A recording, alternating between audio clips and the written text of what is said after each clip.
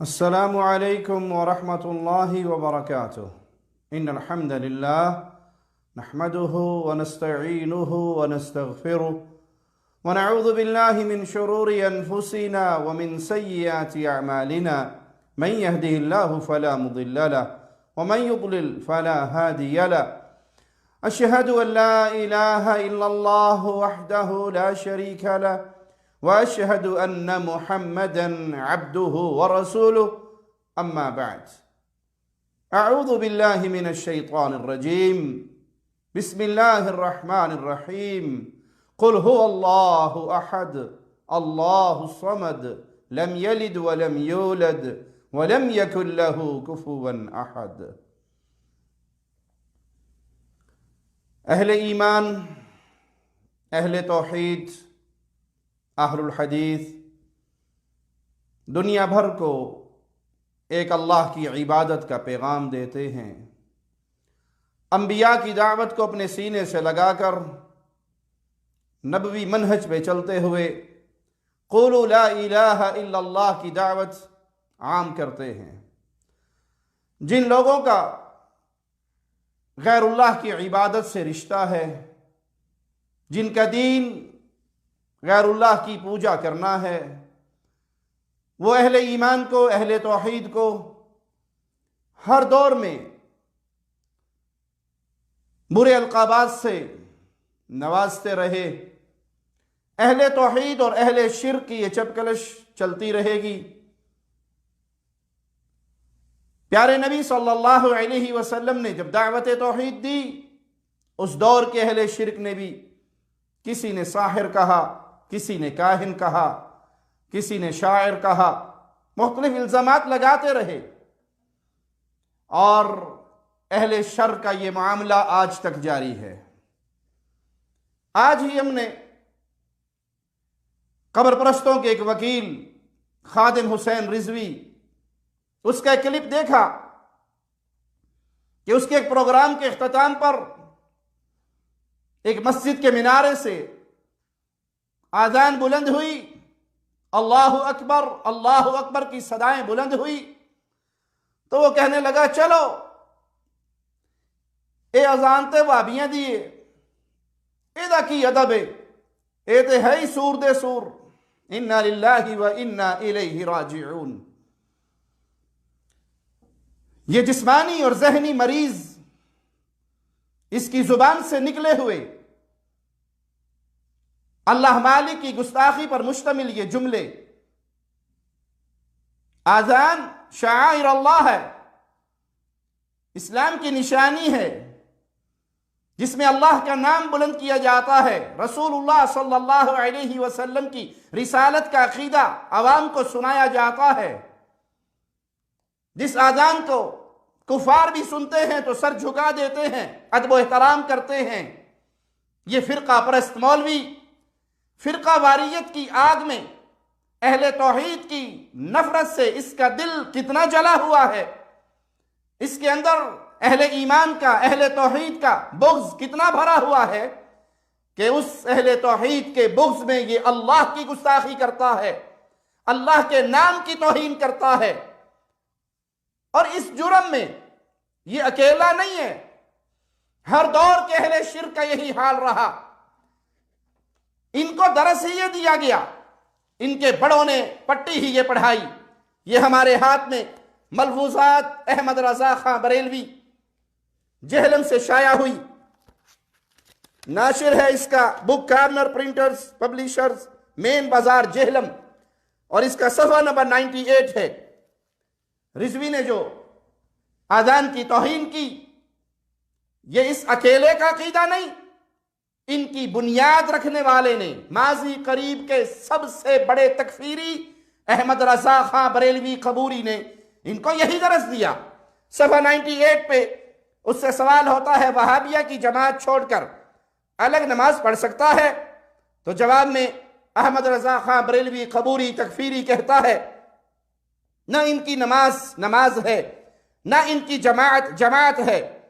سائل پھر سوال کرتا ہے وہابیوں کی مسجد بنوائی ہوئی مسجد ہے یا نہیں؟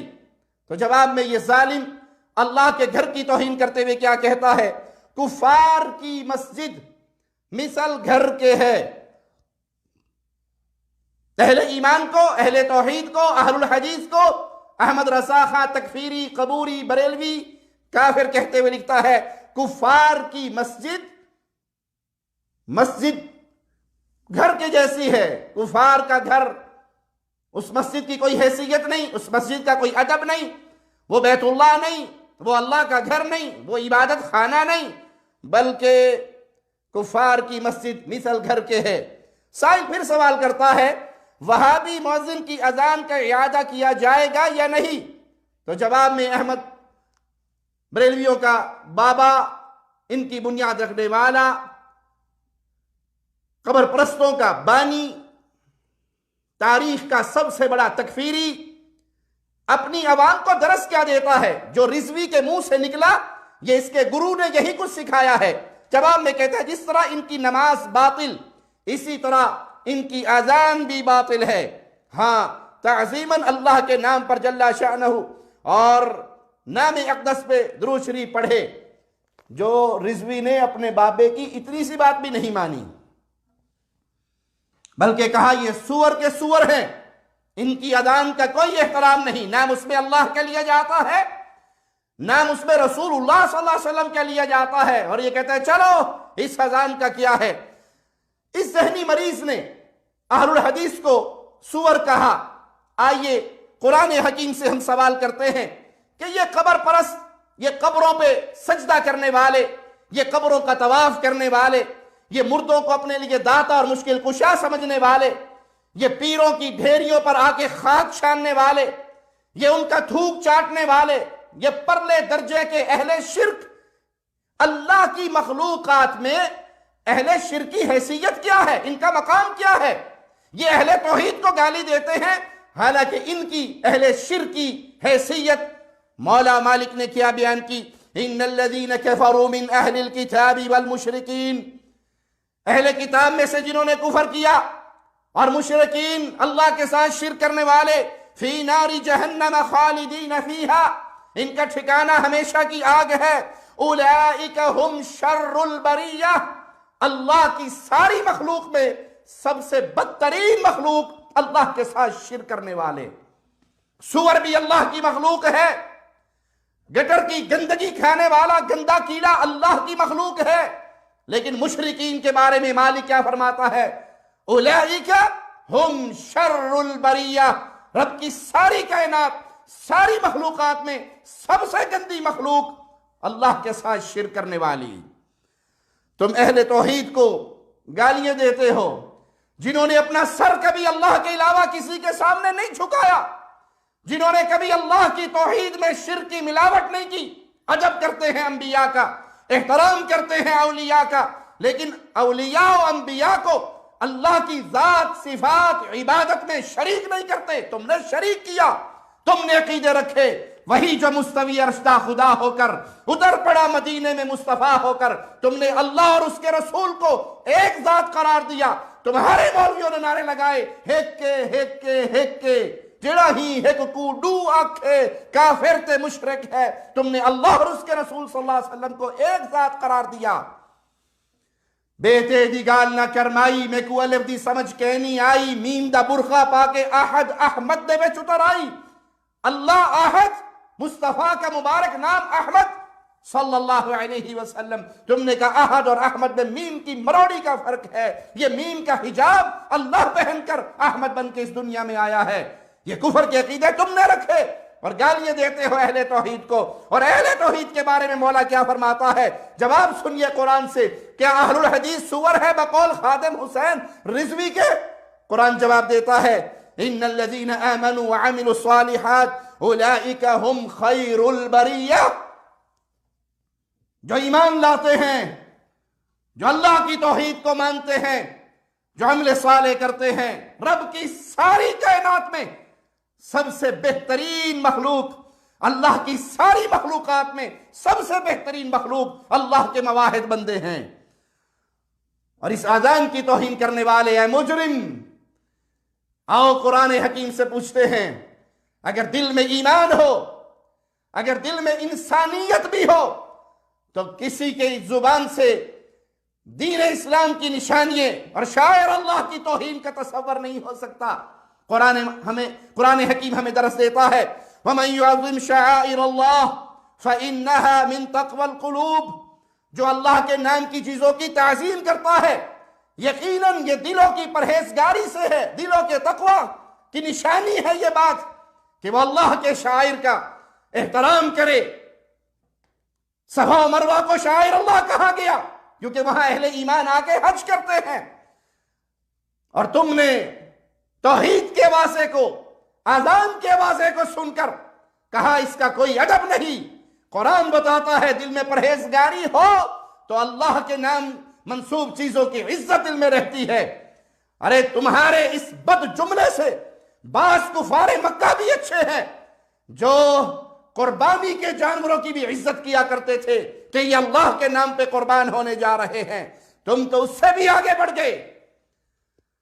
اور بہت سارے لوگ بے چین ہیں ان قبر پرستوں سے بغل گیر ہونے کے لیے، کسی طرح ہماری محبت اور فضائیں باقی رہے، لیکن یاد کرو وَلَن تَرْضَى عَنْكَ الْيَهُودُ وَلَا النَّصَارَى، قرآن خبر دیتا ہے یہود و نصارہ کبھی مسلمانوں کے دوست نہیں ہو سکتے، مسلمانوں سے راضی نہیں ہو سکتے، ہاں ایک ہی شرط پہ راضی ہوں گے، وہ شرط قرآن حکیم نے بیان کی حَتَّى تَتَّبِعَ مِلَّتَهُمْ، جب تم ان کی ملت میں چلو گے، ان کے راستہ اختیار کرو گے، تب یہ یہود و نصارہ مسلمانوں سے راضی ہوں گے۔ اور ایسے ہی کوئی قبر پرست کبھی کسی مواحد سے راضی نہیں ہو سکتا۔ ان کو حسد کس بات کی ہے، ان کو غم اور غصہ کس بات کا ہے کہ یہ صرف ایک اللہ کی عبادت کیوں کرتے ہیں، یہ ہماری طرح مردوں کو داتا کیوں نہیں کہتے، مردوں کو غریب نواز و بندہ پرور کیوں نہیں سمجھتے، مردوں کو غوث اعظم کیوں نہیں کہتے، یہ فقیروں کو گنج بخش کیوں نہیں کہتے۔ ان کو تکلیف صرف اس بات کی ہے کہ تم ایک اللہ کی عبادت کرتے ہو، اگر ان کو راضی کرنے کا تم نے ٹھان لیا ہے حَتَّى تَتَّبِعَ مِلَّتَهُمْ، تو یہ راضی ہوں گے اگر تم ان کے طریقوں پہ چل کے قبروں کی پوجا کرو، قبروں کا طواف کرو، قبروں پہ سر ٹیکو، قبروں پہ رکوع کرو، قبر کی طرف منہ کر کے نماز کی حالت میں کھڑے ہو، اور اس مردے کو جو استنجا نہ کر سکا، اس مردے کو جو طہارت نہ کر سکا، اس مردے کو جو اپنا کفن نہ پہن سکا، اس مردے کو جو اپنی قبر میں اتر نہ سکا، اگر داتا نہیں مانو گے یہ قبر پرست کبھی تم سے راضی نہیں ہوں گے۔ اگر تم توحید پہ رہو گے تو مشرکوں کے دلوں میں اہل توحید کی نفرت اسی طرح باقی رہے گی، کیونکہ یہ حزب الشیطان میں سے ہے اور موحدین اللہ کے حزب میں سے ہے۔ اس عقیدہ توحید کو سینے سے لگائیے، کسی سے اتحاد کیجئے، ضرورت ہے وقت کی اتحاد، لیکن اتحاد کی بنیاد لا الہ الا اللہ ہے۔ اگر کسی کو اہل توحید سے ایسی نفرت ہے کہ وہ اذان کے احترام بھی نہیں کرتا اور اہل ایمان کو سور قرار دیتا ہے، اور تم پھر بھی اس کو گھٹنے ٹیک کر اس کے سامنے ماتھا، اس کے ہاتھوں پہ بوسے دینے کے لیے تیار ہو چکے ہو، تو اپنے ایمان کی فکر کیجئے۔ موحد کبھی توحید پہ کمپرومائز نہیں کرتا۔ اللہ سے دعا ہے اللہ ہمیں زندہ رکھے تو ایمان کی بہترین حالت میں رکھے، موت دے اسی توحید کی دعوت کا چوکیدار بنا کر دے، شہادت کی موت دے کے اللہ اپنی جنت میں داخل فرمائے۔ اقول قولی ھذا واستغفر اللہ لی ولکم ولسائر المسلمین۔